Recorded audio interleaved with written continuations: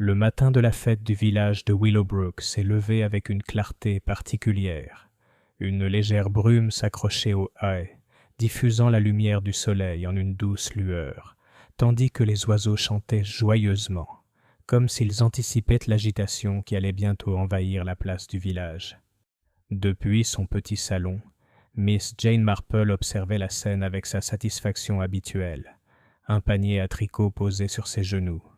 L'odeur du pain frais de la boulangerie flottait par la fenêtre ouverte, se mêlant au parfum subtil des rosiers fraîchement plantés par Madame Pettigrew dans le jardin en contrebas.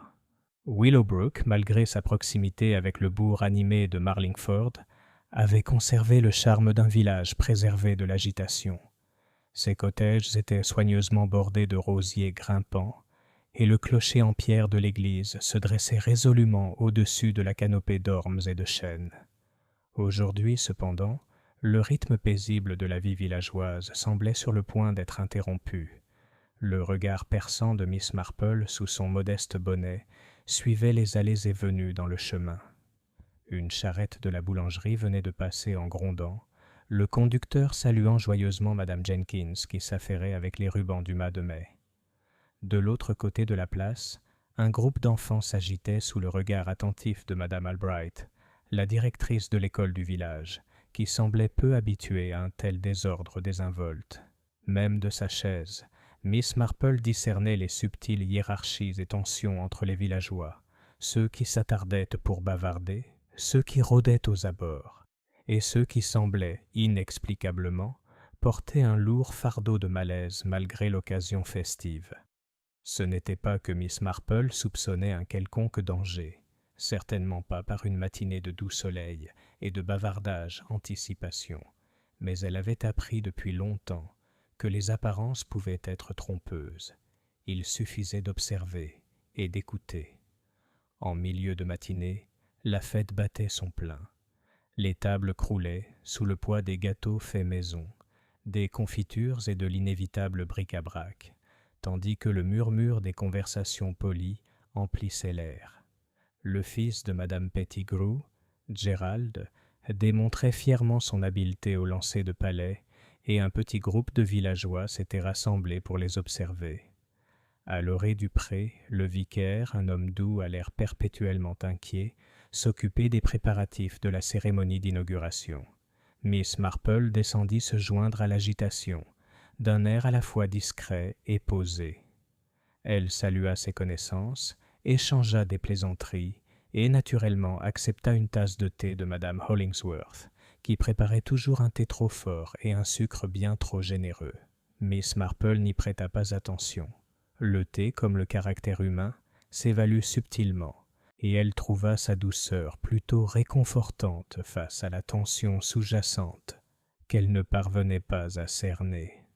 C'est lors de la coupure du ruban, alors que les mains du vicaire tremblaient légèrement en attrapant les ciseaux, que la première fissure apparut dans la sérénité du jour. Un cri aigu retentit en direction de la salle des fêtes, faisant taire les bavardages et provoquant l'envol soudain des oiseaux. Miss Marple, aiguilles à tricoter toujours à la main, sentit ce picotement familier d'attention lui parcourir l'échine. La foule se tourna vers le hall, où Madame Fairchild, la concierge, se tordait les mains. Son visage était blême. « C'est Monsieur Leary, » balbutia-t-elle. « Il est allongé par terre. » Les murmures se répandirent comme une traînée de poudre. Que s'est-il passé? Est-il malade? Il s'est évanoui sûrement. Mais Miss Marple observait. Elle remarqua la raideur particulière de la posture de M. Leary, l'angle anormal de sa tête, et, plus révélateur encore, la tache sombre et discrète qui s'étendait sur le devant de sa veste. Son esprit, entraîné depuis des décennies à l'observation silencieuse, catalogua immédiatement ces signes. Ce n'était pas l'évanouissement qui l'avait abattu. Lorsque le gendarme local arriva, appelé en toute hâte, la petite foule était devenue agitée et méfiante. Les villageois spéculaient bruyamment. Leur voix exprimait une excitation anxieuse que Miss Marple connaissait depuis longtemps, après des incidents similaires à St. Mary Mead et ailleurs. Monsieur Leary, elle le savait d'instinct, avait été assassiné. Pourtant, même au milieu du chaos, elle gardait son sang-froid. C'était ce qu'elle faisait de mieux, apparaître comme une simple voisine inquiète tout en absorbant discrètement les détails que les autres oubliaient. L'agent, un jeune homme nouveau à Willowbrook et visiblement mal à l'aise, commença à recueillir les dépositions, mais l'attention de mademoiselle Marple était ailleurs. Elle remarqua les légères traces de boue sur le sol près de la porte, la légère trace de rouge à lèvres sur une serviette négligemment laissée sur la table de l'entrée, et la disposition particulière des chaises, dont l'une avait été déplacée comme par une lutte précipitée. Chaque observation fut consignée en silence, conservée pour une réflexion ultérieure. Plus tard dans l'après-midi, alors que le soleil montait et que le village bourdonnait de spéculations, Miss Marple retourna dans son salon, où son tricot était abandonné. Elle se servit une tasse de thé et s'assit tranquillement, réfléchissant. Les villageois pouvaient si facilement se laisser tromper par les apparences, et pourtant, la vérité, telle une maille rebelle sur un vêtement, se révélait toujours pour peu qu'on ait la patience d'y regarder de plus près. Et Miss Marple avait une patience à toute épreuve. Elle sirota son thé et laissa son esprit vagabonder à travers le tissu de relations, de rivalités et de secrets que Willowbrook recelait. Quelque part parmi eux, cachés sous des sourires et des conversations polies, se trouvait la réponse, et elle avait l'intention de le trouver. Dans l'après-midi, Willowbrook était un village transformé. Là où autrefois la verdure bourdonnait de bavardages joyeux, la tension s'infiltrait désormais dans les rues, telle une brise persistante. Les mères serraient leurs enfants contre elles, les commerçants se penchaient d'un air conspirateur au-dessus de leur comptoir, et l'air semblait plus lourd, chargé d'incertitude. Miss Marple, revenue de la fête avec un calme serein qui contrastait fortement avec l'agitation générale, était assise dans son salon, une tasse de thé fumante à la main. Le petit feu crépitait dans l'âtre, mais la chaleur ne parvenait guère à apaiser le malaise qui régnait dans le village. Elle posa sa tasse et jeta un coup d'œil par la fenêtre, remarquant les groupes de villageois regroupés le long des ruelles. Les théories murmurées circulaient de plus vite que la tournée du facteur. « Vous avez entendu ? C'est terrible !» disait Madame Hollingsworth à Madame Pettigrew, la voix tremblante d'excitation. « Pauvre Monsieur Leary, allongé là comme ça, et tout ça pendant la fête. »« C'est choquant, bien sûr, » répondit Madame Pettigrew d'un ton pincé. « Mais j'espère que la police a trouvé le coupable. Il a toujours semblé être un homme plutôt irritable. » Miss Marple écoutait avec un intérêt discret. L'attention des villageois portée au tempérament de M. Leary en révélait bien plus qu'ils ne le pensaient.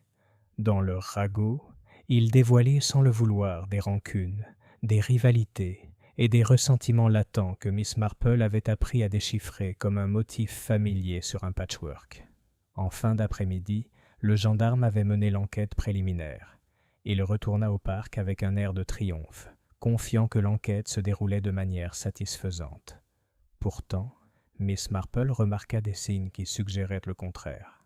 Un pli d'inquiétude sur son front, l'hésitation dans ses explications et un coup d'œil occasionnel vers le hall, comme s'il doutait d'avoir rassemblé tous les éléments nécessaires. « Il prétend que c'était un accident », chuchota Madame Albright à sa voisine en claquant la langue. « Mais j'ai des doutes. Monsieur Leary avait beaucoup d'ennemis, et on ne sait jamais ce qu'un homme peut faire dans un moment de colère. » Miss Marple sourit faiblement. Les accusations, elle le savait, étaient souvent plus révélatrices que les aveux. Les villageois croyaient que la colère ou la jalousie se manifestaient toujours ouvertement. Mais elle avait depuis longtemps observé que les individus les plus discrets cachèrent souvent les passions les plus profondes. Ses pensées furent interrompues par l'arrivée du jeune Gerald Pettigrew, qui fit irruption dans son salon avec une urgence incontrôlable. « Mademoiselle Marple, vous avez vu ce qui est arrivé à Monsieur Leary? C'est horrible. Le pasteur a dit que c'était peut-être un empoisonnement. » Miss Marple haussa un sourcil. « Un empoisonnement, Gérald? Intéressant. Et qu'est-ce qui vous fait penser ça? »« Eh bien, la police, ils vérifient tout, balbutia-t-il. les yeux écarquillés par l'excitation et la peur. « Mais c'est épouvantable, non ?» Miss Marple hocha la tête, le regard perdu dans le vide. « C'est vraiment épouvantable. Mais la terreur est souvent la partie la plus facile à percevoir. Ce qui compte, c'est pourquoi c'est arrivé et qui a eu les moyens de le faire. » Gérald la fixa, hésitant entre admirer son calme ou le craindre. « Tu crois savoir qui a fait ça ? » « Je crois savoir que certains d'entre nous ne sont pas ce qu'ils paraissent, » répondit-elle doucement, « et c'est toujours le début. » Alors que le crépuscule tombait sur Willowbrook, Miss Marple flânait tranquillement dans les ruelles du village, saluant les visages familiers, mais écoutant plus qu'elle ne parlait. Elle observait les subtils échanges de regards entre voisins, l'évitement prudent de certaines rues, l'ordre nerveux des vitrines, comme pour suggérer que l'ordre n'avait pas été perturbé. Chaque détail était un fil conducteur qu'elle rassemblait, qu'elle tissait avec le temps. À son retour, le village était plongé dans un silence gêné. Les rires et les acclamations de la fête avaient laissé place à des conjectures murmurées, des mouvements prudents, et le tintement occasionnel d'une tasse de thé dans une maison où les conversations tournaient désormais autour de la suspicion plutôt que de la célébration. Miss Marple s'installa dans son fauteuil et reprit son tricot, se laissant remémorer les événements de la journée. M. Leary avait été universellement détesté, à des degrés divers, pour son acerbité, son ingérence, son sentiment de supériorité. Mais laquelle de ces rancunes avait dégénéré jusqu'au meurtre? Et pourquoi lors de la fête, devant tant de témoins?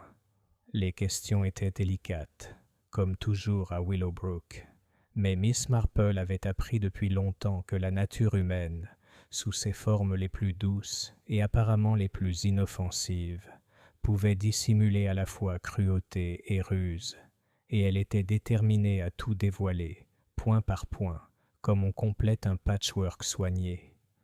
Dehors, le soir s'installait doucement sur le village, et les premières étoiles apparaissaient au-dessus des paisibles chaumières. Mais dans l'esprit vif de Miss Marple, les tensions cachées du village commençaient à s'aligner telles des constellations, laissant entrevoir des secrets loin d'être ordinaires. Elle sirotait son thé, satisfaite de savoir que l'observation, la patience et la compréhension de la nature humaine révéleraient, comme toujours, la vérité.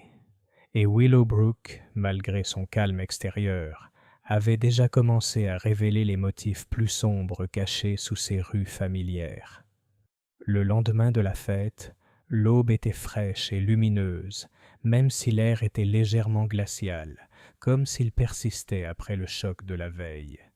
Willowbrook n'était pas un village habitué à la criminalité, et les événements de la veille avaient laissé un sillage de malaise qu'aucun rayon de soleil ne pouvait dissiper. Miss Marple se leva à son heure habituelle, parcourut sa petite maison bien rangée avec un calme délibéré, et s'attela à sa routine matinale. La bouilloire ronronnait, les toasts doraient uniformément sur la grille, et les effluves familiers du thé et du pain frais emplissaient les petites pièces. Pourtant, malgré le confort de la routine domestique, son esprit était déjà occupé, passant au crible les détails de la mort de M. Leary. Elle avait visité la salle des fêtes brièvement avant le petit déjeuner, sous couvert de curiosité et d'inquiétude polie. L'agent était toujours là, cataloguant avec diligence les pièces à conviction avec un sérieux dû davantage à l'inexpérience qu'à l'habileté. Miss Marple observait en silence, notant les détails qui échapperaient à un œil moins averti. Les légères éraflures près de la porte, la façon dont une chaise avait été légèrement tournée, comme si quelqu'un l'avait laissée à la hâte, et la petite tache de farine presque imperceptible sur le bord d'un comptoir. Une farine qui ne faisait pas partie des dispositions habituelles pour les rafraîchissements de la fête. C'est dans ces petits détails que la vérité se révélait souvent. De retour chez elle, Miss Marple s'assit près de sa fenêtre, tricotant, laissant le village se dévoiler par la simple observation. Elle remarqua M. Thompson, l'épicier, traverser la place d'un air inquiet, parlant à voix basse à Madame Albright, tandis que le vicaire s'attardait près des marches de l'église, consultant Madame Fairchild d'un ton à la fois hésitant et furtif. Même les enfants, habituellement indifférents aux préoccupations des adultes, jetaient un regard furtif vers le hall comme s'ils sentaient le malaise qui enveloppait leurs parents. En fin de matinée, la nouvelle de l'enquête policière s'était répandue, et avec elle, les spéculations proliféraient, comme des mauvaises herbes dans un jardin.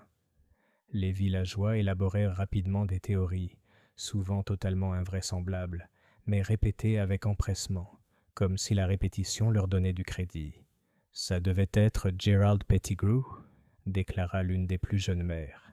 Il était tellement en colère contre M. Leary à propos de la décoration du mât de mai hier. Tout le monde l'a vu se disputer. « Oh, quelle absurdité !» rétorqua un autre. « C'était clairement la faute du vicaire. Il avait les clés de la salle et était le plus proche des rafraîchissements. Comment quelqu'un d'autre aurait-il pu faire ça ?» Miss Marple, écoutant depuis sa fenêtre, s'autorisa un léger sourire. Les villageois, dans leur empressement à désigner les coupables, négligeaient souvent les subtilités des motivations et des opportunités. Ils s'intéressaient aux conflits bruyants et visibles plutôt qu'à ceux qui couvaient discrètement. Son attention fut bientôt attirée par l'arrivée de l'inspecteur Davis de Marlingford, un homme d'âge mûr aux manières plutôt brusques. Appelé pour prêter main forte au policier local, il semblait déterminé à trouver une solution rapide. En milieu de matinée, il avait identifié une suspecte probable, une jeune femme nommée Clara Benson, aperçue près des rafraîchissements pendant la fête. Elle en avait certainement l'occasion, annonça l'inspecteur aux villageois rassemblés dans la salle, d'une voix pleine d'autorité. Et sa présence sur les lieux, combinée à ses désaccords notoires avec M. Leary concernant la disposition des tables, fait d'elle notre principale suspecte. Des exclamations de surprise parcoururent le hall. Clara, une silhouette timide et réservée aux yeux écarquillés et effrayés, secoua la tête en signe de protestation. « Je n'ai rien fait. Je rangeais juste les serviettes, et je m'assurais que le thé soit prêt. » Miss Marple observait la scène d'un regard fixe. Rien dans l'attitude de Clara ne laissait présager de la culpabilité. Son agitation semblait naturelle pour quelqu'un accusé d'un acte terrible qu'elle n'avait pas commis. Pourtant, ce n'était pas Clara qui inquiétait le plus Miss Marple. Son esprit était occupé par des indices plus discrets et discrets. La farine sur le comptoir, la fine trace de rouge à lèvres sur le bord d'un verre, la façon dont les éraflures menaient à une porte latérale plutôt qu'à l'entrée principale. Ces détails étaient invisibles pour l'inspecteur, ignorés par l'agent de police et totalement ignorés par les villageois bavards. Et pourtant il laissait entrevoir une séquence d'événements différente de celle que les autorités s'empressaient d'accepter. Dans l'après-midi, Clara fut placée en détention provisoire, et le village sembla pousser un soupir collectif, soulagé d'avoir un coupable, aussi incertain fût-il. Miss Marple, cependant, restait sceptique. Elle se servit une tasse de thé, reprit son tricot, et laissa son esprit vagabonder entre les différentes possibilités. Elle pensa au caractère de M. Leary, son irritabilité, son orgueil, les subtiles manipulations qu'il employait souvent pour garder le contrôle des affaires du village. Et elle songea à la nature humaine de Willowbrook, avec ses ambitions discrètes, ses jalousies et ses peurs. Quelque part dans ces fils entrelacés se trouvait la vérité, attendant patiemment son attention, et Miss Marple, comme toujours, le payerait. Le soir, alors que le village redevenait silencieux, elle s'engagea dans les ruelles sinueuses en direction de la salle.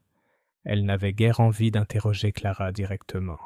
Elle comptait plutôt inspecter la scène elle-même, avec la patience et la précision qui avaient souvent révélé l'invisible. Les légères traces de farine, la chaise égarée, les sentiers inaperçus, tels étaient les fils conducteurs qui finiraient par percer le mystère. Et dans l'ombre de Willowbrook, Miss Marple le savait, la véritable histoire commençait déjà à se révéler. Le lendemain matin, Willowbrook se réveilla sous le poids d'une activité morne. Les magasins ouvraient plus tard que d'habitude, et les bavardages dans les rues étaient ponctués de regards nerveux vers la salle des fêtes. L'arrestation temporaire de Clara Benson n'avait guère apaisé le village. Les spéculations prenaient désormais une tournure plus vive et plus aiguë. Miss Marple, cependant, arpentait les rues avec son observation silencieuse habituelle. Elle remarquait les gestes qui trahissaient les véritables sentiments des villageois. Monsieur Thompson, l'épicier, refusait de la regarder dans les yeux. Madame Albright aménageait son jardin avec une précision excessive. Même le vicaire, d'habitude si calme, semblait épuisé en consultant le secrétaire de la paroisse. Chaque mouvement était un indice, chaque regard un sous-entendu. En milieu de matinée, Miss Marple avait organisé une série de visites informelles chez divers voisins, toujours sous prétexte de se soucier poliment du défunt. Chaque visite lui fournissait des bribes de conversation et des aperçus d'affaires privées, qu'elle rassemblait tranquillement dans sa tête.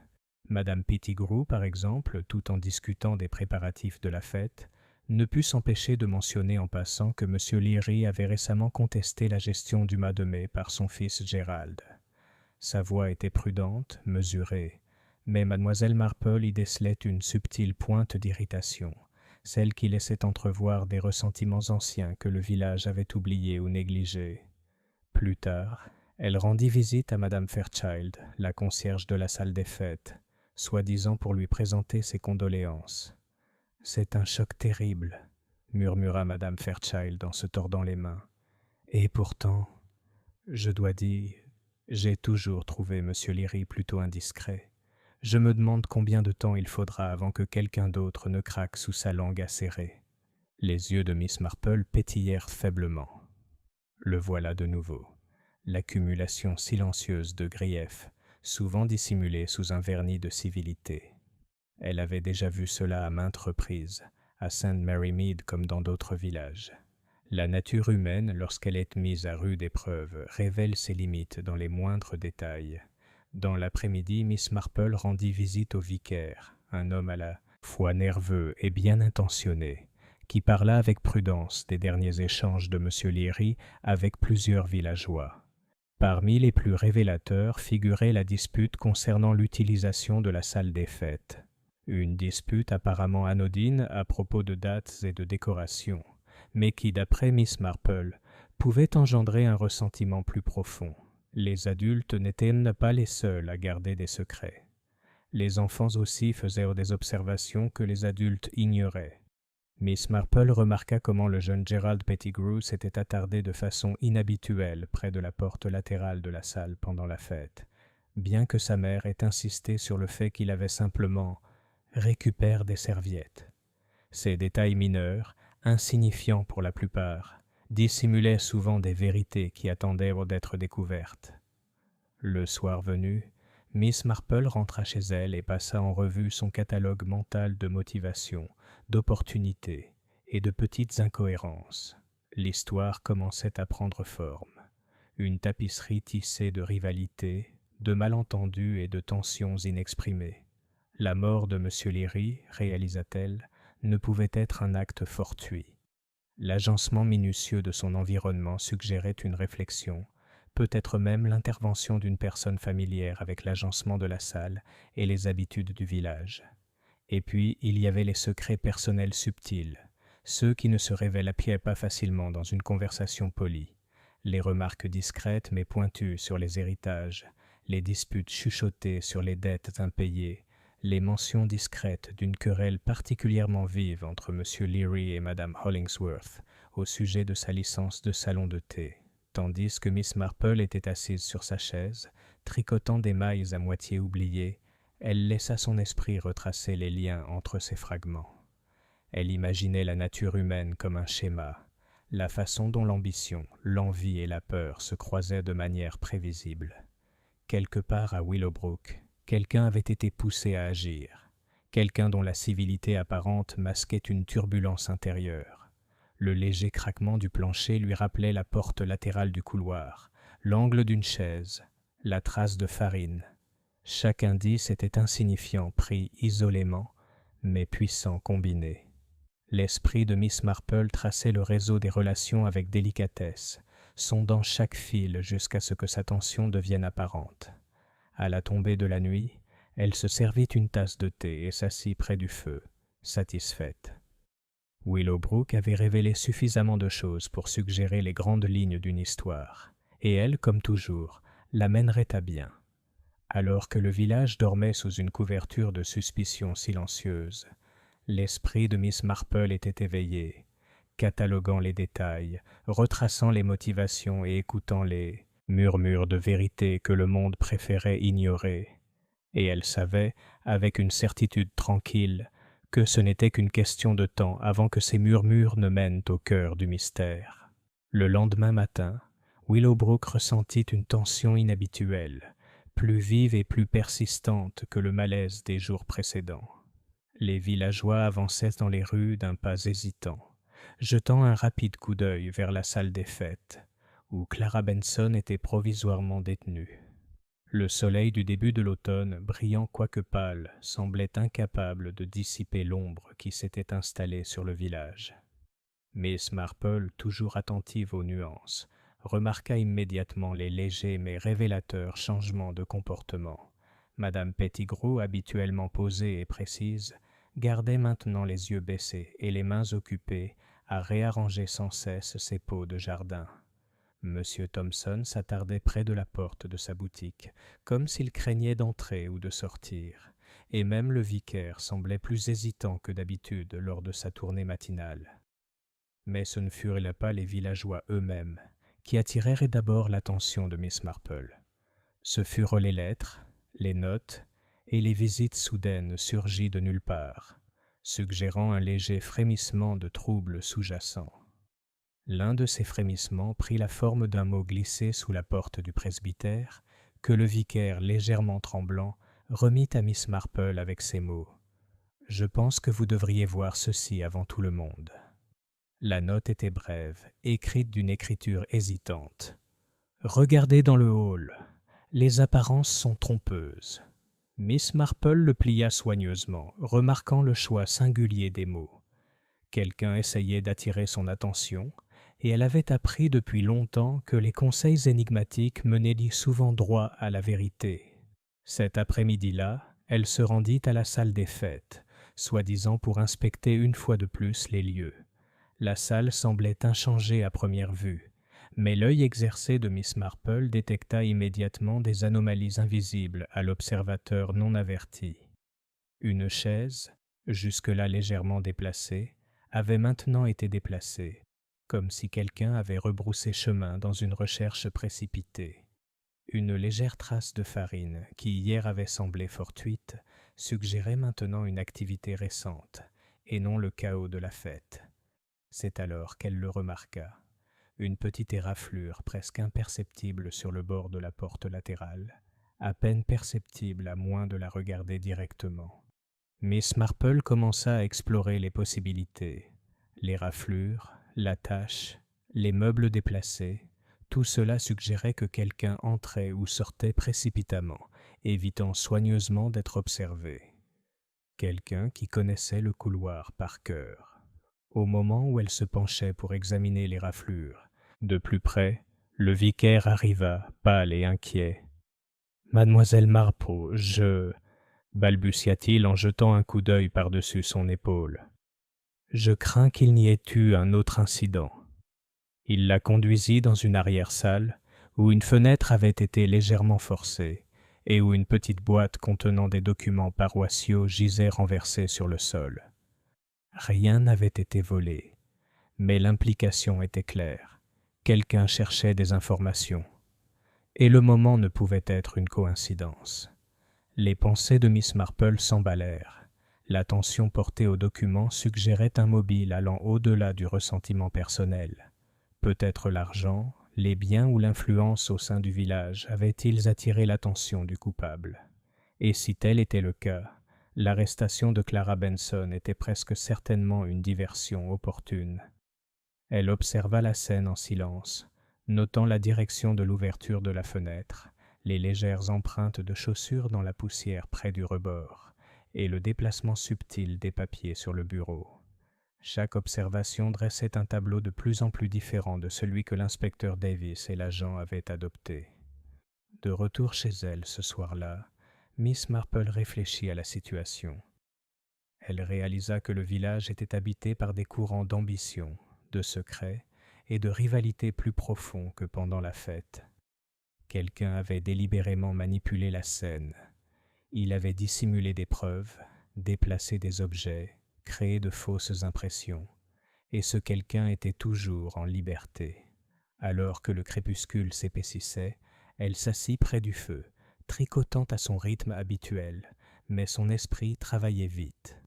Elle passa en revue les motifs, les petites disputes, la farine oubliée, la tache de rouge à lèvres, le grattement de la porte latérale, la recherche de documents. Chaque détail apparemment insignifiant apparaissait désormais comme un élément d'un projet plus vaste, une toile d'intention s'étendant discrètement sous le vernis poli de Willowbrook. Et Miss Marple savait, avec cette certitude tranquille née d'années d'observation de la nature humaine, que le véritable coupable n'était pas un malfaiteur ordinaire. C'était quelqu'un de patient, de rusé et de prudent, quelqu'un qui comprenait les rythmes du village et les habitudes de ses habitants. Demain, pensa-t-elle, elle commencerait à démêler cette toile. Pour l'instant, elle sirotait son thé et écoutait le léger bruissement des feuilles devant sa fenêtre. Willowbrook paraissait à nouveau paisible, mais Miss Marple comprenait qu'il fallait rarement se fier aux apparences. Quelque part dans le village, le meurtrier avançait avec une prudence délibérée, ignorant que le regard attentif de Miss Marple se rapprochait déjà. Et l'étape suivante, décida-t-elle, serait de faire ressortir la vérité, soigneusement, discrètement, sans alerter la mauvaise personne de ses intentions. Le lendemain matin, Willowbrook se réveilla avec une certaine appréhension. Les événements des jours précédents avaient jeté une ombre sur le village, et même si la vie continuait apparemment comme d'habitude, une anxiété sous-jacente était palpable. Les magasins ouvraient à l'heure, les cloches de l'église sonnaient, et les enfants couraient encore à l'école, mais chaque geste était tempéré par une subtile vigilance. Miss Marple, comme toujours, parcourait le village d'un pas calme et déterminé. Elle avait peu commenté la recherche des documents paroissiaux, préférant laisser l'incident s'installer dans l'esprit des villageois. L'observation, elle le savait, était plus révélatrice que des questions posées trop directement. La nature humaine, lorsqu'elle n'est pas soumise à la pression, a tendance à trahir ses propres secrets. Ce matin-là, sa première visite fut au presbytère. Le pasteur la salua avec hésitation, comme s'il hésitait à admettre qu'il ressentait lui aussi la tension ambiante. « Mademoiselle Marple, je ne peux m'empêcher de penser que quelqu'un savait précisément ce qu'il cherchait dans le hall, dit-il. C'était délibéré, méthodique, et pourtant, je n'arrive pas à imaginer qui cela pouvait bien être. » Miss Marple hocha poliment la tête. Ce sont souvent les personnes les plus proches de la scène qui sont oubliées, révérents. La familiarité apporte du réconfort, mais elle peut aussi être source d'opportunités. Elle laissa sa remarque s'attarder, observant la réaction du vicaire. Son regard se porta sur une pile de papier sur le bureau, mais il ne fit aucun commentaire. Cette légère hésitation était un indice en soi, bien que subtil. En quittant le presbytère, Miss Marple se rendit au salon de thé du village, où Madame Hollingsworth disposait soigneusement un étalage de gâteaux et de pâtisseries. Le regard perçant de Miss Marple sous son chapeau remarqua l'attention minutieuse portée à chaque détail, la façon dont les mains de Madame Hollingsworth s'attardaient sur certaines pâtisseries plus que nécessaires. La petite tache de farine qu'elle avait remarquée dans le hall sembla résonner ici, quoique innocemment, et Miss Marple l'arrangea. C'est dans ces divergences mineures qu'elle commença à tendre ses premiers pièges, subtils. Questions désinvoltes, commentaires indirects et observations minutieusement dosées lui permirent d'évaluer les réactions sans éveiller les soupçons. Elle interrogea Madame Hollingsworth sur les préparatifs de la fête, lui permit de relater les déplacements des villageois pendant l'événement et observa sa manière d'éviter de mentionner certains détails. Des détails que Mademoiselle Marple connaissait déjà pour avoir inspecté la salle. Elle se dirigea ensuite vers la maison des Pettigrew. Gerald, encore visiblement sous le choc des événements, parla nerveusement du jour de la fête, des préparatifs et de ses désaccords avec M. Leary. Miss Marple écouta, hochant la tête pensivement, mais orienta doucement la conversation vers la porte latérale du hall, celle qui présentait des signes d'effraction. « Et tu n'as vu personne près de cette porte ?» demanda-t-elle avec désinvolture. Gerald hésita puis secoua la tête. « Non, pas exactement. » « Enfin, j'ai cru voir quelqu'un passer, mais je n'en étais pas sûr. »« dit Miss Marple doucement, comme si elle méditait à voix haute. « Parfois, on remarque ce que les autres ignorent. » Tout au long de la journée, elle poursuivit son observation discrète. Les mouvements des villageois, leurs regards, leurs paroles à demi-voix, tout fut catalogué. L'approfondissement subtil des conversations suscitait souvent plus d'intérêt qu'un interrogatoire direct, et Miss Marple se permit de reconstituer de subtiles incohérences. Le soir, elle rentra chez elle et relut ses notes mentales. Les rayures sur la porte latérale, la tache de farine, les papiers déplacés, et maintenant ces déclarations hésitantes des villageois, dressait un tableau radicalement différent de la théorie actuelle de la police.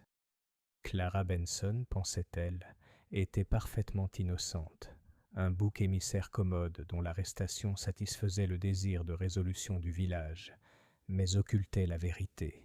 Miss Marple comprenait, comme souvent, que la patience était primordiale. Les soupçons avaient été mis à nu, mais la véritable trame ne se révélerait qu'avec une orchestration minutieuse. Dans les jours à venir, elle comptait observer de plus près, poser des questions plus pointues, toujours avec cette douceur et cette modestie qui berçaient les coupables dans la complaisance. Et quelque part, dans les rues et les cottages familiers de Willowbrook, le véritable coupable se déplaçait avec une confiance tranquille, ignorant que Miss Marple avait déjà commencé à retracer le schéma invisible de leurs actions. Au coin du feu de son salon, aiguilles à tricoter à la main, Miss Marple s'autorisa un léger sourire.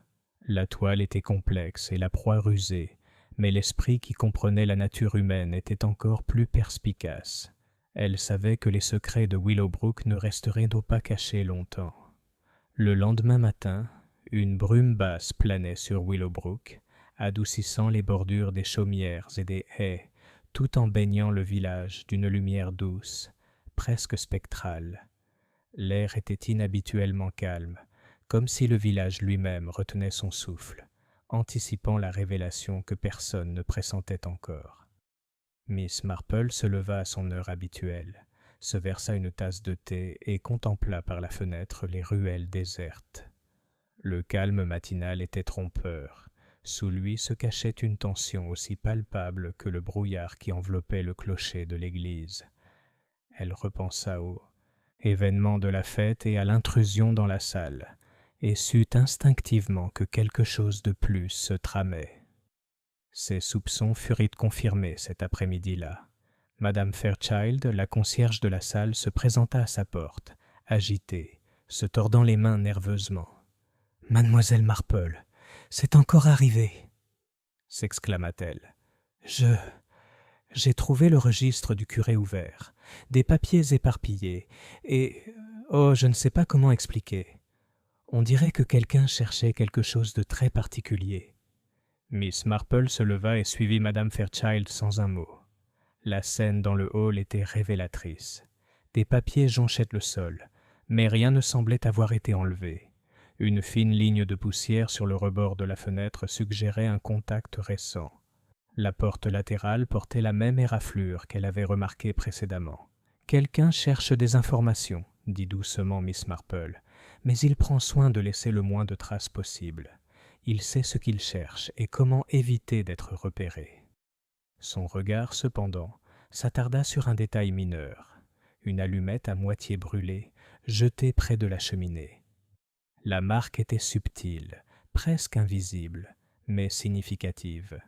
Quelqu'un avait fait preuve d'une négligence ou d'une assurance qui en révélait bien plus qu'il ne le souhaitait. Miss Marple rentra chez elle plus tard, le carnet qu'elle gardait en mémoire se remplissant rapidement d'observations. L'agitation subtile du village ne se limitait plus à de simples ragots. Les murmures étaient désormais porteurs de peur, et même ceux qui avaient jusque-là évité tout soupçon regardaient par-dessus leur épaule. Le soir venu, la nouvelle se répandit que l'arrière-boutique de la salle avait été à nouveau dérangée. Cette fois, de petits objets apparemment sans grande valeur, un vieux trousseau de clés paroissiales, un registre et une boîte de correspondance, avaient été déplacés. Miss Marple remarqua immédiatement que ces perturbations suivaient un schéma précis. La même porte grattée, le même chemin tracé dans la poussière. C'était un rythme, presque une signature. Le village bourdonnait de spéculations. Le gendarme et l'inspecteur Davis tentèrent de rassurer les villageois en leur promettant que le coupable serait arrêté. Mais mademoiselle Marple reconnut la subtile fausseté de leur confidence. Il ne s'agissait pas des actes d'un petit malfaiteur, ni d'un habitant impulsif. Ils étaient délibérés, patients et expérimentés. Ses pensées revinrent à Clara Benson, toujours en garde à vue. « Ce n'est pas elle, » murmura Miss Marple. « Elle n'a ni la ruse ni les connaissances nécessaires pour orchestrer de telles intrusions. Son arrestation est opportune, rien de plus. » Miss Marple décida qu'il était temps de parler aux personnes directement impliquées dans la gestion de la salle. Elle rendit visite au vicaire une fois de plus, notant attentivement ses réactions lorsqu'elle évoqua le second incident. « Il ne cherchait pas d'objet de valeur, » dit-elle doucement. « Il cherchait quelque chose d'influent, quelque chose qui pourrait perturber l'équilibre ici à Willowbrook. » Le vicaire pâlit. « Mais qu'est-ce que cela peut bien être ? Quel pouvoir se cache dans ces vieux documents ?» Les yeux de Miss Marple brillèrent faiblement. « Le pouvoir ne réside souvent pas dans les documents eux-mêmes, mais dans le savoir qu'ils contiennent. Et la peur d'être exposé, révérend, peut pousser une personne prudente à l'extrême. » Son attention fut cependant attirée par un autre indice subtil. Une empreinte de pas, faiblement imprimée dans la poussière près de la porte latérale, à peine discernable sans un examen attentif. Miss Marple mémorisa sa forme et sa direction, sachant que ces détails insignifiants révéleraient bientôt le chemin du véritable coupable. Tandis que les ombres du soir s'allongeaient sur le village, Miss Marple était assise près de son feu, tricotant en silence. Le motif se dessinait maintenant, délicat mais indéniable. Quelqu'un à Willowbrook agissait avec détermination et prudence, manipulant les apparences, détournant les preuves et détournant les soupçons. Et Miss Marple, comme toujours, avait commencé à suivre les fils invisibles qui mèneraient au cœur de la vérité. L'aube du lendemain à Willowbrook apportait une fraîcheur vive, même si l'air semblait inhabituellement chargé d'impatience. Les villageois avançaient avec une certaine hésitation, jetant des coups d'œil par-dessus leur épaule, comme si le silence des rues pouvait trahir des secrets cachés à la vue de tous. Le village était devenu un théâtre silencieux propice à l'observation attentive et aux intentions cachées, et Miss Marple était pleinement consciente de son rôle à la fois de spectateur et de détective. Elle commença sa matinée par une visite à la salle des fêtes. La seconde perturbation avait laissé une tension persistante, et elle souhaitait examiner la scène elle-même, loin des distractions des spéculations et des ragots. La salle était silencieuse, la lumière du soleil filtrant doucement à travers les hautes fenêtres, projetant de longues ombres sur le parquet. L'œil perçant de Miss Marple remarqua immédiatement les détails infimes que d'autres avaient négligés. La légère éraflure d'une chaussure dans la poussière près de la porte latérale, la façon dont les papiers avaient été empilés au hasard, puis partiellement réorganisés, et la légère trace d'encre qui suggérait que quelqu'un avait manipulé les documents avec précipitation. « L'intrus connaît le couloir comme sa poche, » murmura-t-elle. « Il en connaît les rouages, les recoins et les plus petites ouvertures. » Pendant qu'elle inspectait, Madame Fairchild rôdait nerveusement à proximité. « Mademoiselle Marple, c'est épouvantable, n'est-ce pas ? Je ne comprends pas pourquoi quelqu'un serait aussi audacieux ou aussi prudent. L'audace et la prudence vont souvent de pair. répondit doucement Miss Marple. L'homme prudent est souvent le plus audacieux, Madame Fairchild, car il connaît les conséquences de chaque action délibérée. En fin de matinée, elle décida de rendre discrètement visite à Madame Hollingsworth au salon de thé. Là encore, elle remarqua des détails insignifiants, mais révélateurs. Une tache de farine sur le coin d'un comptoir, une légère traînée de poudre sur le parquet, et la disposition étrange de certains objets suggérant une manipulation récente. Miss Marple laissa son regard vagabonder lentement, absorbant l'information tout en conservant une apparence d'inquiétude désinvolte. « Quel dommage, Miss Marple !» dit Madame Hollingsworth en jouant avec le bord de son tablier. « Et la pauvre Clara !»« Tout ça pour rien, semble-t-il, mais il ne faut pas se précipiter pour juger, n'est-ce pas ?» Miss Marple hocha la tête, son attention attirée par une lettre partiellement pliée laissée sur une table. Son enveloppe portait une infime trace d'empreinte digitale, à peine discernable, mais pour Miss Marple, hautement suggestive. Elle gardait ce détail en mémoire, sachant qu'une petite empreinte pourrait plus tard révéler bien plus qu'un long témoignage. L'après-midi fut marqué par une nouvelle visite, cette fois chez les Pettigrew. Gerald, toujours inquiet des précédents désaccords entre sa mère et M. Leary, raconta avec hésitation les disputes mineures et les griefs personnels dont il avait été témoin au village. Miss Marple écouta avec patience, posant des questions subtiles destinées non pas à alarmer, mais à susciter des révélations involontaires. « Et pendant la fête, demanda-t-elle nonchalamment, avez-vous remarqué si quelqu'un s'attardait plus longtemps que d'habitude près des rafraîchissements? Peut-être quelqu'un qui semblait trop intéressé par les arrangements. » Gerald hésita, puis répondit « Eh bien, maintenant que vous le dites, le neveu de M. Hollingsworth semblait inhabituellement curieux, même si je n'y ai pas beaucoup prêté attention à l'époque. » Miss Marple nota mentalement cette observation, la classant parmi ses indices précédents. Les rayures sur la porte latérale, les traces de farine, les papiers déchirés et la faible empreinte digitale. Chacun, pris isolément, pouvait paraître insignifiant, mais ensemble, ils formaient un délicat réseau de suspicions. Le soir, alors que le village s'installait dans un calme inquiétant, Miss Marple rentra chez elle. Assise près du feu, son tricot à la main, elle passa en revue les découvertes de la journée. Le portrait du coupable se précisait, méticuleux, patient, familier du village et sachant jouer sur les apparences. Clara Benson, le bouc. Émissaire arrêté, n'avait aucun lien avec ces intrusions subtiles et calculées. Miss Marple réfléchissait à la nature humaine, aux schémas comportementaux qu'elle avait observés au fil des décennies. Elle comprenait qu'un mobile soigneusement dissimulé se révélait souvent à travers de petites incohérences, des actions répétées et des traces involontaires. Son esprit retraçait minutieusement chaque fil conducteur, les reliant pour former une carte des méthodes et des intentions du véritable coupable. Et bien que Willowbrook eût l'air serein, le village lui-même semblait vibrer d'une tension sourde, comme s'il reconnaissait que ses secrets les plus profonds étaient sur le point d'être dévoilés. Miss Marple, tricotant avec assiduité, s'autorisa un petit sourire entendu.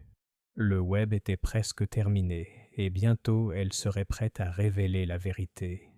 Le soleil matinal de Willowbrook baignait doucement la place du village, bien que sa chaleur ne parvint guère à apaiser la tension persistante. Même les oiseaux semblaient plus silencieux que d'habitude, leurs chants atténués comme s'ils reconnaissaient l'ombre projetée par les récents événements. Miss Marple, assise dans son petit salon, son panier à tricot sur les genoux, observait la scène depuis sa fenêtre avec une attention soutenue.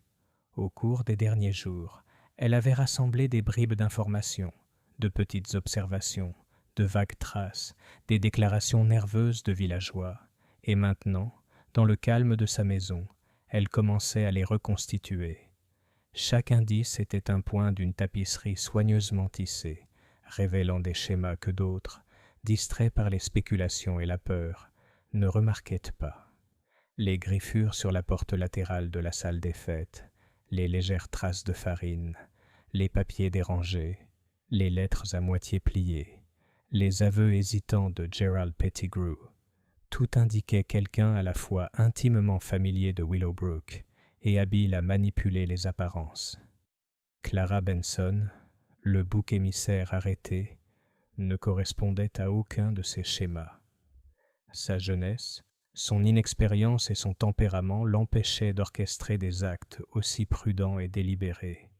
Miss Marple réfléchit à la motivation. Qu'est-ce qui a poussé quelqu'un à agir avec autant de minutie? La réponse, soupçonna-t-elle, résidait dans un mélange d'opportunité et de peur d'être exposé. Willowbrook recelait des secrets, de vieilles rancœurs, des rivalités cachées et des ambitions discrètes, qui, s'ils étaient révélés, pourraient perturber le fragile ordre social. Quelqu'un, comprit-elle, avait agi pour se protéger ou pour en tirer profit, usant de subtiles manipulations pour détourner l'attention de sa propre implication.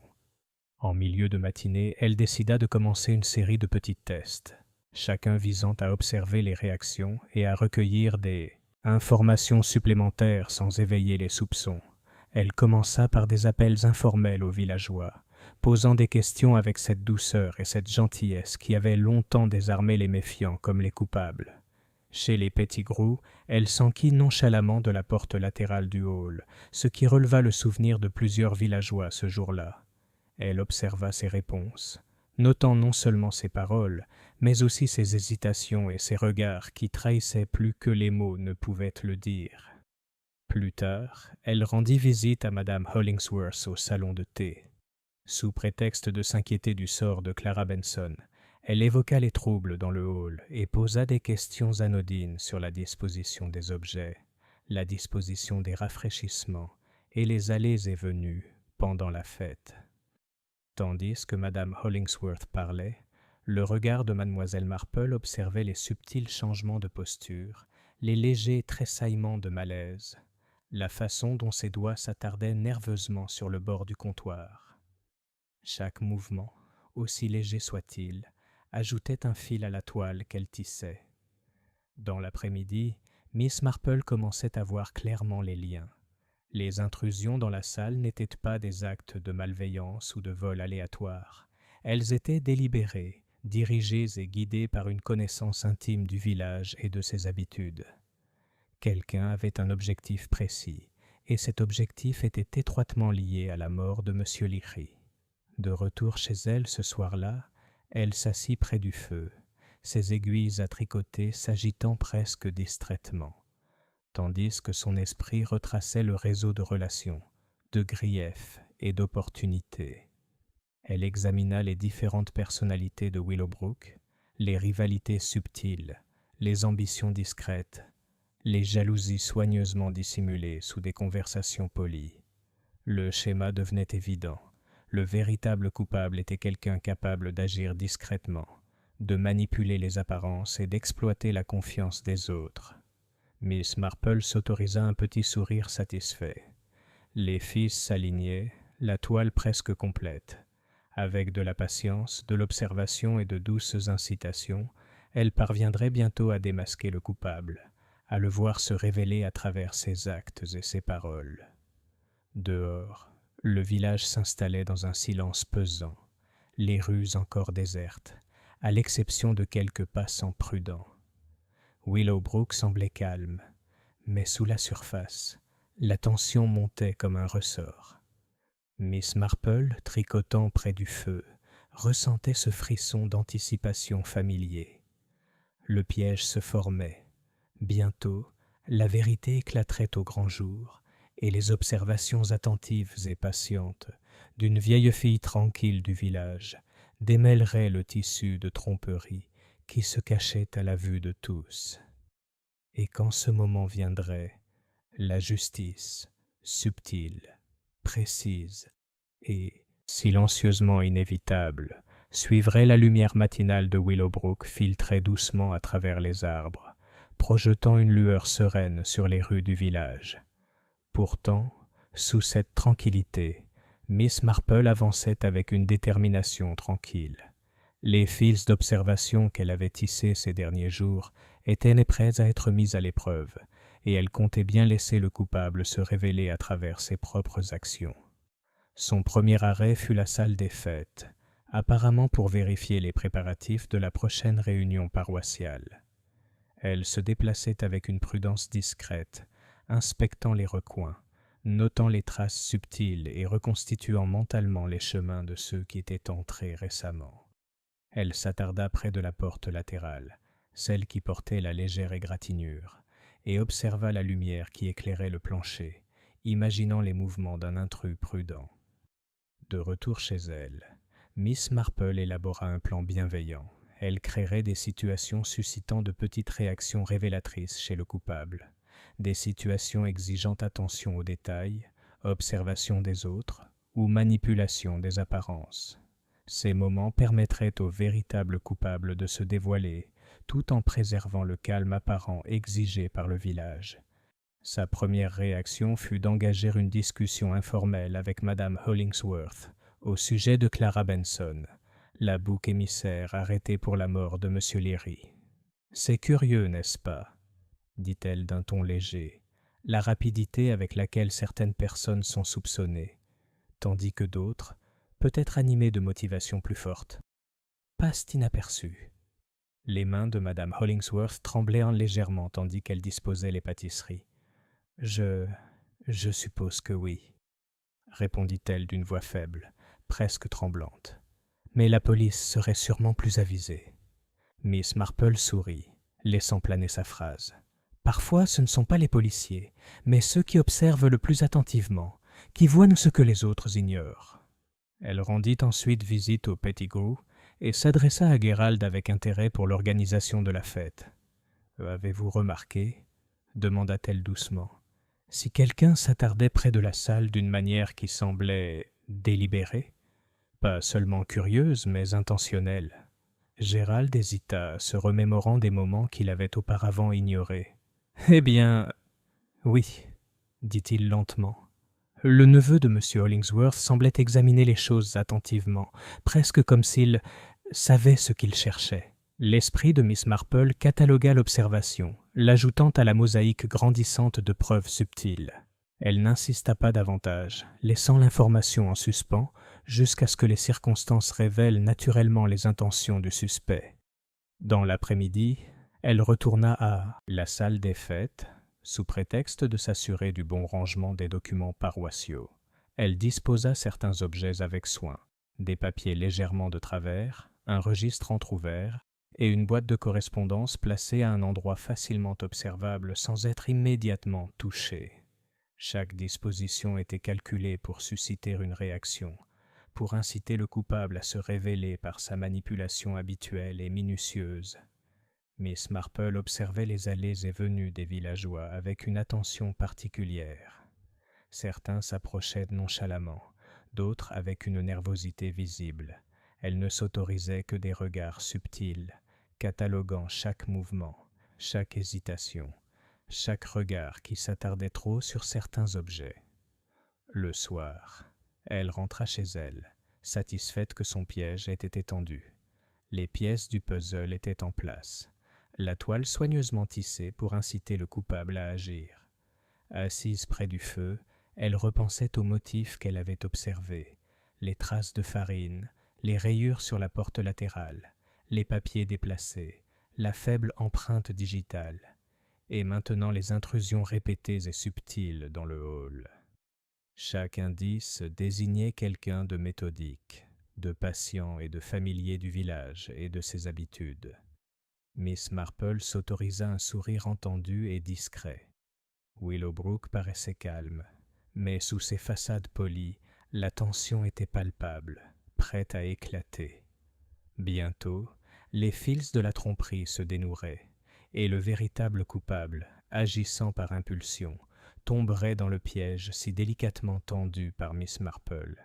Elle retourna à son tricot, le rythme apaisant et pourtant apaisant de son esprit. Les secrets du village étaient sur le point d'être révélés, et lorsqu'ils le seraient, Miss Marple serait prête à les découvrir clairement. Le village de Willowbrook était paisible sous une douce matinée grise, ce calme qui ne laissait présager rien, et pourtant contenait tout. Miss Marple, comme toujours, avançait avec calme et sérénité, même si son esprit était alerte, attentif au moindre mouvement ou faux pas. Le piège qu'elle avait tendu à la salle des fêtes avait été soigneusement posé, et elle attendait maintenant avec patience, sachant que la nature humaine résiste rarement longtemps à ses propres impulsions. En fin de matinée, les premiers signes apparurent. Madame Hollingsworth entra dans le salon de thé plus tôt que d'habitude, soi-disant pour préparer des viennoiseries pour la réunion paroissiale. Ses mouvements étaient vifs, ses gestes précis, mais mademoiselle Marple remarqua de légères incohérences. Un regard vers le hall, une hésitation à manipuler le comptoir, et une légère tache sur sa manche qui reflétait les traces de farine observées quelques jours auparavant. Miss Marple observait en silence, sirotant son thé et laissant sa présence discrète. Les mouvements de madame Hollingsworth étaient délibérés mais anxieux, une nervosité subtile trahissant quelqu'un peu habitué à être observé discrètement. Plus tard, elle se rendit à la salle des fêtes sous prétexte de vérifier les préparatifs. La pièce était vide. Pourtant Miss Marple remarqua d'infimes perturbations. Des papiers légèrement réorganisés, un registre ouvert à un endroit qu'elle avait déjà ajusté, et le grattement familier sur la porte latérale rafraîchie, comme s'il avait été utilisé récemment. Ces petits signes confirmèrent ses soupçons. Le coupable était revenu, attiré par la disposition des objets qu'elle avait délibérément laissés pour le tenter. Cet après-midi-là, elle retourna chez les Pettigrew pour consulter Gerald. Elle s'enquit nonchalamment des événements de la journée, laissant la conversation dériver vers des détails mineurs concernant le hall et la disposition des objets. Gerald, désireux d'aider et ignorant le piège en cours, mentionna avoir remarqué madame Hollingsworth quitter le hall précipitamment un peu plus tôt, l'air troublé et distraite. L'esprit de Miss Marple enregistrait tout cela en silence. Chaque regard nerveux, chaque geste brusque constituait un fil conducteur qui tissait l'image du véritable coupable.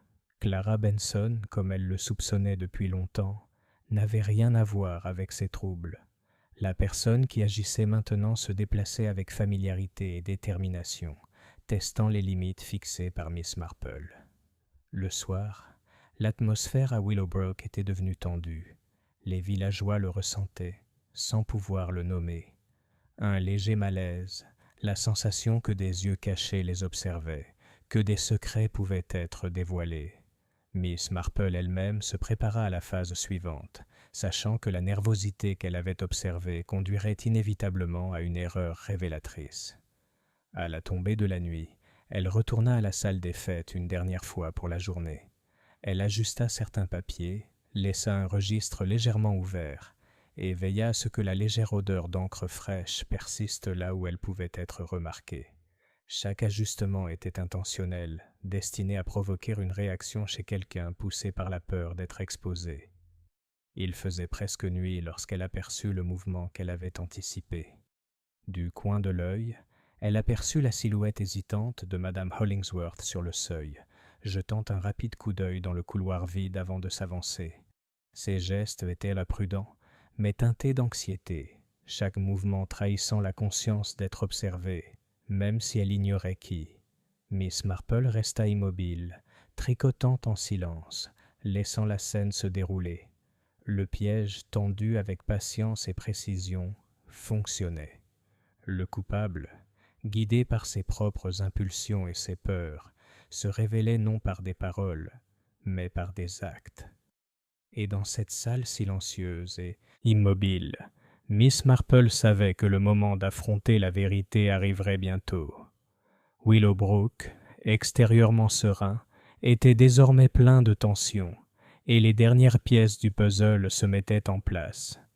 La soirée à Willowbrook était inhabituellement calme, d'un silence qui serrait les oreilles et rendait chaque petit bruit étrangement audible.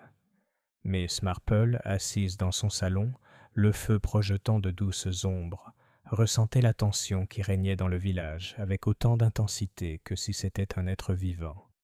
Le piège qu'elle avait tendu dans le hall fonctionnait. Le malaise du coupable était devenu presque palpable. Elle avait observé madame Hollingsworth, ou plutôt les mouvements et les réactions du coupable pendant plusieurs jours. Désormais, chaque petit geste, chaque regard hésitant, formait un schéma que Miss Marple pouvait déchiffrer avec précision. Elle n'avait plus aucun doute quant à l'identité de celui qui avait orchestré les troubles, manipulé les preuves et cherché à rejeter la faute sur un bouc émissaire innocent. En milieu de matinée, Miss Marple retourna à la salle des fêtes, soi-disant pour vérifier les préparatifs d'une prochaine réunion paroissiale. Elle se déplaçait avec précaution, notant les moindres détails, l'inclinaison d'une chaise, la fine trace de farine sur une table et le grincement familier de la porte latérale. Puis, avec une délicate précision, elle laissa certains papiers légèrement décalés, sachant que le coupable serait tenté de les corriger. Plus tard, dans le salon de thé, elle engagea une conversation informelle avec Madame Hollingsworth. « C'est vraiment dommage que Clara soit accusée à tort, » dit-elle d'un ton léger. « On espère que la vérité éclatera bientôt, même si parfois il faut un peu d'encouragement. » Les mains de Madame Hollingsworth s'immobilisèrent en plein mouvement, une légère rougeur lui colorant les joues. « Je ne comprends pas, Miss Marple, » balbutia-t-elle. « Vous n'avez rien à craindre si tout est clair, » répondit Miss Marple d'un ton doux mais ferme. Et pourtant, on oublie parfois que d'autres remarquent ce qui paraît insignifiant. Tout au long de l'après-midi, Miss Marple observa Madame Hollingsworth de manière indirecte, guettant les plus petites réactions, le moindre signe que ces subtiles provocations suscitaient anxiété ou précipitation. Elle remarqua que le moindre réarrangement de papier dans le hall, plus tôt, n'était pas passé inaperçu. Quelqu'un les avait déplacés, prudemment mais précipitamment, trahissant un besoin de dissimuler ses propres actions. À la tombée de la nuit, Miss Marple rentra chez elle, certaine que la toile qu'elle avait soigneusement tissée avait piégé le véritable coupable. Les fils de la tromperie et de la dissimulation commençaient à se défaire, et la façade soignée de politesse et de bienséance laissait apparaître des fissures. Elle réfléchissait au schéma de la nature humaine qu'elle observait depuis des décennies. Le coupable, même sous la plus légère pression, se révèle non par des mots, mais par des actions instinctives et des impulsions nerveuses. Et maintenant, il ne restait plus qu'à laisser le dénouement se produire, à faire sortir le coupable de sa torpeur et à le guider doucement vers une situation où la vérité ne pourrait plus être éludée. Le village de Willowbrook, d'apparence sereine sous la douce lumière du soir, dissimulait des tensions aussi complexes qu'une dentelle.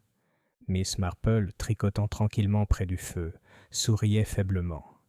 Elle savait que dès le lendemain, les dernières pièces du puzzle se mettraient en place et que l'équilibre délicat entre secret et révélation pencherait résolument en faveur de la justice.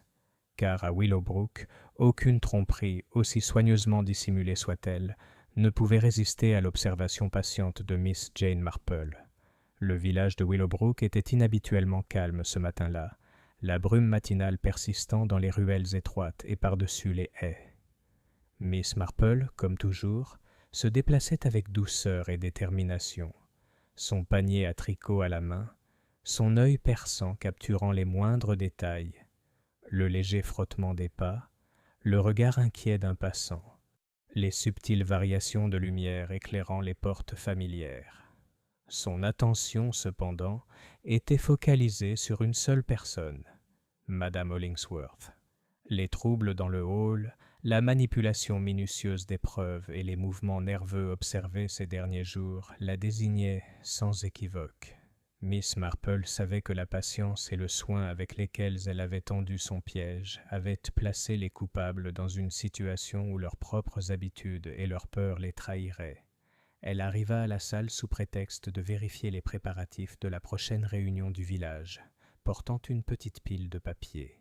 Elle les disposa délibérément, certains légèrement de travers, un registre entr'ouvert, des boîtes de correspondance à des endroits stratégiques. Chaque disposition était conçue pour inciter le coupable à se révéler. Peu après, Madame Hollingsworth apparut, apparemment pour ranger le hall. Elle s'arrêta sur le seuil, parcourant nerveusement la pièce du regard. Puis, presque imperceptiblement, elle se dirigea vers les papiers que Mademoiselle Marple avait rangés. Ses mains planèrent sur le registre hésitants, puis l'ajustèrent avec un soin méticuleux, redressant les bords comme pour effacer les traces de sa précédente manipulation. Miss Marple observait tranquillement depuis sa chaise, ses aiguilles à tricoter s'agitant en rythme, comme si les événements qui se déroulaient n'étaient qu'un arrière-plan de sa matinée. Chaque geste de Madame Hollingsworth, le battement de ses yeux, le rangement minutieux de ses papiers, le léger pincement de ses lèvres, confirmaient ses soupçons. Finalement, Miss Marple prit la parole, d'une voix douce mais posée. « C'est curieux, n'est-ce pas, que certaines personnes ne puissent s'empêcher d'adapter les choses à leur goût, même en sachant que d'autres pourraient les observer ?» Madame Hollingsworth sursauta et jeta un coup d'œil vers la chaise où Mademoiselle Marple était assise. Son sang-froid vacilla, ses mains tremblaient légèrement. « Je ne comprends pas, » balbutia-t-elle. Les yeux de Miss Marple pétillèrent légèrement. « Oh, je crois que oui, ma chère. Voyez-vous, quand quelqu'un agit avec attention et détermination, même le plus petit geste peut le trahir. Les rayures sur la porte latérale, les traces de farine, les papiers déplacés, tout cela raconte une histoire. Et j'ai observé attentivement. » Les épaules de Madame Hollingsworth s'affaissèrent et un léger soupir s'échappa de ses lèvres. Le masque prudent de bienséance se fissura, révélant une culpabilité nerveuse sous-jacente. Ce n'était pas censé se passer comme ça, murmura-t-elle. Je ne voulais pas, je voulais juste me protéger. Miss Marple hocha doucement la tête. Je comprends. Et maintenant, il faut raconter l'histoire. Voyez-vous, ce ne sont pas seulement les actions qui révèlent la vérité, mais aussi le schéma qu'elles créent. Willowbrook est petit, et les secrets restent rarement cachés longtemps. Les aveux furent d'abord hésitants, puis plus réguliers, Madame Hollingsworth reconnaissant avoir orchestré les troubles dans la salle, manipulé des preuves et tenté de détourner les soupçons vers Clara Benson. Ses motivations, ancrées dans la crainte d'être exposée concernant ses transactions financières et personnelles avec M. Leary, furent mises au jour. Miss Marple écoutait en silence, sans jamais interrompre, laissant la culpabilité et la peur se dissiper naturellement. Une fois le récit terminé, elle reprit la parole, doucement, avec l'autorité sereine qui l'avait guidée tout au long du récit. C'est fait, et Willowbrook peut maintenant retrouver son ordre normal. La justice n'est pas toujours bruyante ni théâtrale, mais elle est précise et inévitable. Dehors, le village demeurait serein, inconscient de la révélation qui s'était produite discrètement dans la salle. Miss Marple, tricotant avec assiduité, s'autorisa un léger sourire satisfait. Les fils de la tromperie avaient été démêlés, le coupable identifié, et le rythme paisible de la nature humaine avait fait le reste. Willowbrook serait à nouveau calme, mais la leçon persistait. Les apparences peuvent être trompeuses, mais une observation attentive et une compréhension de la nature humaine révélaient la vérité, même dans les villages les plus doux et les plus modestes. Le lendemain de la confession de Madame Hollingsworth, Willowbrook se réveilla sous un ciel clair et vif. La verdure du village scintillait de rosée, et le léger parfum des feuilles d'automne se mêlait à l'arôme terreux des jardins fraîchement labourés. La vie, apparemment sereine, reprenait doucement son cours normal, même si les échos des événements récents persistaient dans les recoins tranquilles et les conversations feutrées. Miss Marple se leva comme à son habitude, remarquant les subtils changements d'atmosphère dans le village. Les villageois passaient avec des sourires prudents, le pas plus léger qu'auparavant, même si certains regards s'attardaient encore sur la salle, où justice avait été rendue en silence. Elle prépara son thé du matin et s'installa près de la fenêtre, tricotant avec assiduité, son esprit retraçant les détails complexes de l'affaire qu'elle avait démêlée. En milieu de matinée, elle se rendit à la salle des fêtes, où un petit rassemblement s'était formé pour les affaires de la paroisse. L'inspecteur Davis et le gendarme local étaient en présence, leur visage exprimant un mélange de soulagement et de gêne, car leur première certitude concernant Clara Benson s'était avérée fausse. Le véritable coupable avait été révélé, non par une accusation hâtive, mais par une observation attentive, un raisonnement patient et une orchestration subtile qui avaient permis à la nature humaine elle-même de révéler la vérité. Miss Marple s'adressa à l'assemblée d'un ton calme et mesuré. Les événements de la fête et les troubles qui suivirent dans la salle n'étaient non pas des actes de malveillance fortuite, expliqua-t-elle. Il s'agissait de tentatives délibérées et calculées pour dissimuler les motivations et manipuler les apparences. Le véritable coupable, familier de la salle et de ses habitudes, a agi par peur et par intérêt personnel. C'est en observant les schémas, en remarquant les petites incohérences et en comprenant la nature humaine que la vérité a été révélée. Elle raconta les détails mineurs qui avaient été oubliés, les taches de farine, le grattement sur la porte latérale, les papiers déplacés et les réactions subtiles des villageois face à des situations soigneusement préparées.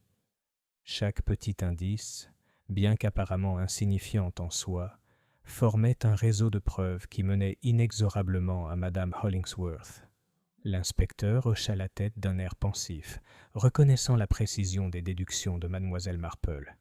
Il est remarquable de voir comment de si petites observations peuvent révéler toute l'histoire, dit-il. Vous avez accompli ce que notre enquête n'avait pas pu accomplir. Madame Hollingsworth, assise silencieusement au bord de l'assemblée, baissa les yeux, une légère teinte de honte et de soulagement se dessinant sur ses joues. Justice avait été rendue, et le village pouvait désormais respirer librement, même si l'expérience laisserait des traces subtiles qui persisteraient. Miss Marple réfléchissait à la psychologie de Willowbrook. Les ambitions modestes, les rivalités discrètes et la politesse prudente qui masquaient la faiblesse et la peur humaine. Ce sont ces traits, omniprésents dans la vie du village, qui lui avaient permis de reconstituer la séquence des événements et de rétablir l'équilibre. Le soir, le village retrouva son rythme habituel. On servit le thé, on entretint les jardins, et les conversations reprirent leur douce harmonie. Clara Benson, disculpée, reçut les excuses et la sympathie discrète de ses voisins. Les Pettigrew et les autres villageois poursuivirent leur routine, tempérés par la conscience que les apparences peuvent être trompeuses et que la vérité, bien que souvent cachée, finit par se révéler. Miss Marple, assise près du feu avec son tricot, s'accordait un moment de calme et de satisfaction. Le village était calme, la justice avait été rétablie et l'équilibre fragile de l'ordre social de Willowbrook avait été préservé. Et tandis que les dernières ombres du jour s'allongeaient sur les cottages et les ruelles, elle réfléchissait une fois de plus à la leçon durable qu'elle avait observée d'innombrables fois. La nature humaine, lorsqu'on l'observe avec patience et compréhension, dit toujours la vérité, même lorsque les mots ne le font pas. Willowbrook, serein et ordonné à nouveau, poursuivrait sa douce harmonie. Pourtant, sous ces dehors polis, ses habitants portaient en eux une conscience nouvelle des subtilités qui pouvaient dissimuler gentillesse et malice.